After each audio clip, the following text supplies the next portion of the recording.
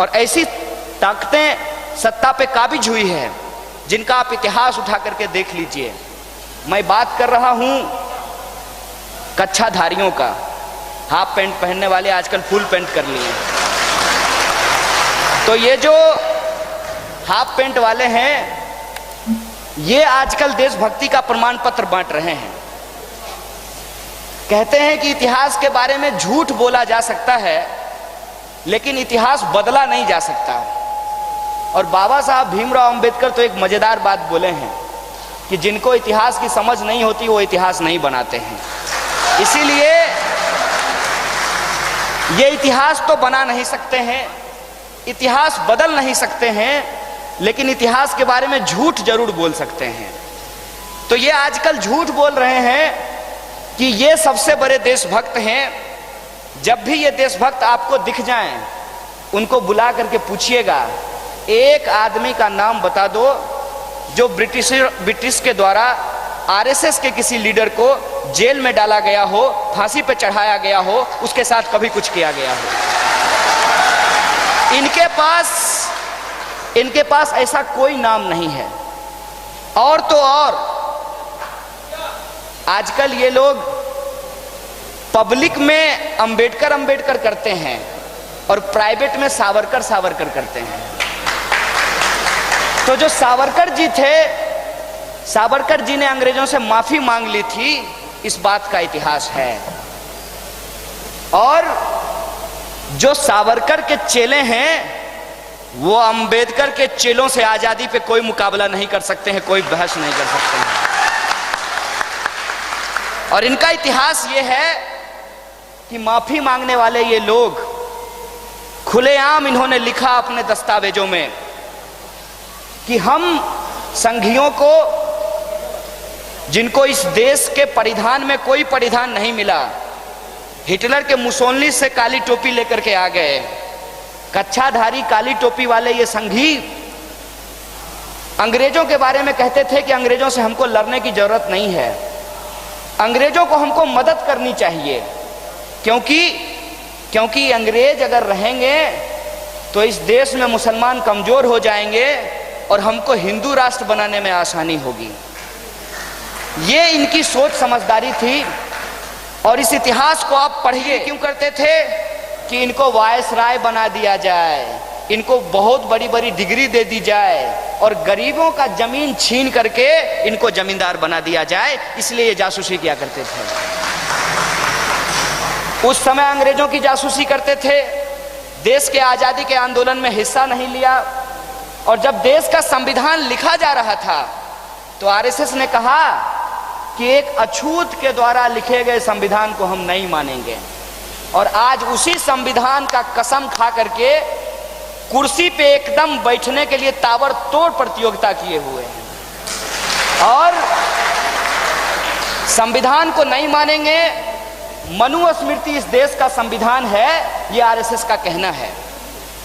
और 1947 के बाद जब बाबा साहब भीमराव अंबेडकर ने कहा कि हमको हिंदू धर्म के अंदर जो जात पात है उसको खत्म करना है, उसको नस्ते नाबूद करना है, और उसको खत्म करने के लिए, उसको नस्ते नाबूद करने के लिए ये जरूरी है कि हम मनुस्मृति को जलाएंगे।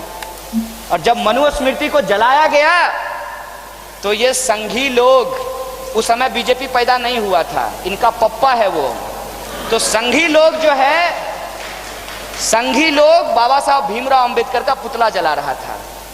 और आज माननीय प्रधानमंत्री जी उड़न खटोला से गए थे बाबा साहब को पुष्पांजलि अर्पित करने के लिए। बहुत बढ़िया बात है। अंबेडकर को जलाने से लेकर के अंबेडकर का मूर्ति लगाने वाले जब तक मनुस्मृति नहीं जलाओगे तब तक नहीं मानेंगे कि तुमको इस देश के संविधान में भरोसा है। चलो छोड़ देते हैं मनुस्मृति को। कौन पूछ रहा है आजकल मनुस्मृति को? आजकल आरएसएस भी मनुस्मृति की बात नहीं कर रही है। तो देश के संविधान की बात कर लेते हैं। और देश का संविधान क्या कहता है? देश का संविधान कहता है कि भारत की सीमा रहने वाले सभी जाति धर्म संप्रदाय भाषा, बोली, रंग के लोग, सभी लिंग के लोग इस देश के नागरिक हैं और इस देश के नागरिकों का तमाम अधिकार समान रखा गया है, चाहे वो हिंदू हो, मुसलमान हो, सिख हो या ईसाई हो, ब्राह्मण हो या दलित हो, गोरा हो या काला हो, सबके लिए बराबरी की बात की गई है। जब सबके लिए बराबरी की बात की गई है तो उस बराबरी का हक जब हम मांगते हैं, जब हम कहते हैं कि हमको मनुवाद से आज़ादी चाहिए, हमको जातिवाद से आज़ादी चाहिए, जो धार्मिक उन्माद है, जो सांप्रदायिकता है, हमको उससे आज़ादी चाहिए, समाज के अंदर जो गरीबी, लूट और भूख है उससे हमको आज़ादी चाहिए और हर एक इंसान को, चाहे वो अमीर हो या गरीब हो, महिला हो या पुरुष हो, ब्राह्मण हो या दलित हो, हिंदू हो या मुसलमान हो, सबको आत्मसम्मान से जीने का हक है। हमको इस आत्मसम्मान की आज़ादी चाहिए। तो इस बात से आपको पेट में दर्द क्यों होता है? इनको पेट में दर्द इसलिए होता है क्योंकि इनको संविधान में भरोसा नहीं है। इसीलिए ये कहते हैं कि हमको हिंदू राष्ट्र बनाना है। भाई, इस देश को तुम इतना हल्का मत समझो। जब तुम अंग्रेजों की चापलूसी कर रहे थे, जासूसी कर रहे थे, तब भी तुम्हारे खाकी चड्डी के भीतर जो भगवा रंग है उसको हमने देख लिया था। और आज भी देशभक्ति के नाम पर, राष्ट्रभक्ति के नाम पर तुम्हारा बगल बच्चा ध्रुव सक्सेना और उसके बच्चे पाकिस्तान की जासूसी कर रहे हैं, उसको हमने देख लिया है। तुम हमको देशभक्त साबित करो, ये हम जरूरी नहीं समझते हैं, लेकिन तुम गद्दार हो, कभी अंग्रेजों के लिए गद्दारी की, आज पाकिस्तान के नाम पे गद्दारी कर रहे हो, ये हम जरूर समझते हैं। और साथियों, एक ताज़ा मामला है, आप सब लोग टेलीविज़न देखते होंगे, हालांकि टेलीविज़न की दुनिया का अजब निराला है। मतलब आपको ऐसा दिखाया जाएगा कि आप एक क्रीम लगा लीजिए, आप गोरा हो जाएंगे। उसी तरीके से उस पर कुछ दिन पहले मोदी मोदी मोदी मोदी कर रहा था, आजकल जोगी जोगी जोगी जोगी कर रहा है। तो प्रधानमंत्री जी भी सोच रहे होंगे कि कितना बेईमान है, 3 साल में ही अपना रंग दिखा दिया। कल तक जो मोदी की प्रशंसा में जिनका कंठ नहीं सूखता था, बिना पानी पिए उनकी प्रशंसा में लगे रहते थे, आजकल अपना पाला बदल लिया है और यहाँ तक कि योगी जी के बिस्तर में घुस करके कैमरामैन के साथ रिपोर्टिंग कर रहे हैं। क्या खाते हैं, क्या पहनते हैं, कितना बार नहाते हैं, शुक्र है कि ये नहीं कह दिया कि कितना बार जाते हैं। आप ये समझ लीजिए कि टीवी पे ऐसा माहौल बना हुआ है।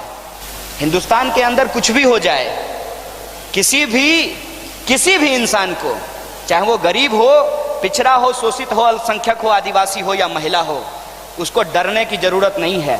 ये देश इनका बपौती नहीं है, इनका सारा नौटंकी इनके पास पहुंचा देंगे, उन्हीं को समझा देंगे कि यह देश तुम्हारा बपौती नहीं है। उनको कभी भी डरने की जरूरत नहीं है, इनसे कभी घबराने की जरूरत नहीं है। ये जो बार बार कहते हैं कि कोई भी आतंकवादी पकड़ा जाता है, उसको पकड़ करके हम चौक चौराहे पे गोली मार देंगे, तब हम लोग कहते हैं कि आतंकवादी पकड़ा गया है, आतंकवादी है कि नहीं है और उसको क्या सजा मिलनी चाहिए, इसके लिए हमारा कोर्ट है। और देखिए हमारे कोर्ट सिस्टम को, जिसको इन्होंने बर्बाद करने की भरपूर कोशिश की है, फिर भी कसाब को यहाँ पे प्रॉपर ट्रायल मिला था, पूरा अधिकार उसको दिया गया था। लेकिन पाकिस्तान के अंदर जो सिचुएशन है, उस सिचुएशन को लोग हिंदुस्तान के अंदर बनाना चाहते हैं।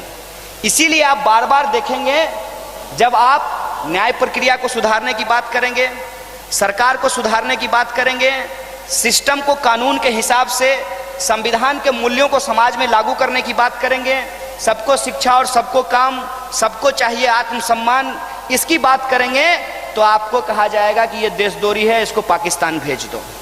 चिंता मत कीजिए, अगर हम लोग डर गए और यूनाइट नहीं हुए तो हिंदुस्तान को ही ये लोग पाकिस्तान बना देंगे। और क्या फर्क है हिंदुस्तान और पाकिस्तान में? हिंदुस्तान एक डेमोक्रेटिक कंट्री है।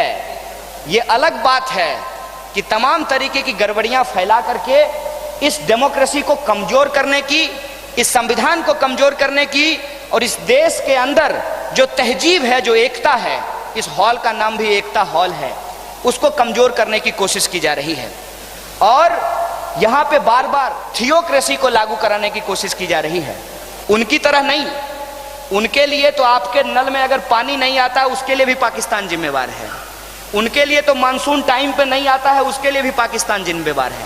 तो संघियों की तरह नहीं, एक सच्चे हिंदुस्तानी की तरह कि हिंदुस्तान में भी लोकतंत्र कायम रहे और दुनिया के दूसरे मुल्कों में भी अगर लोकतंत्र के ऊपर हमला होता है हम अपनी आवाज को मुखर करेंगे। और एक इंसान को आनन फानन में कोर्ट मार्शल कर देना ये गलत है, ये बात नहीं होनी चाहिए।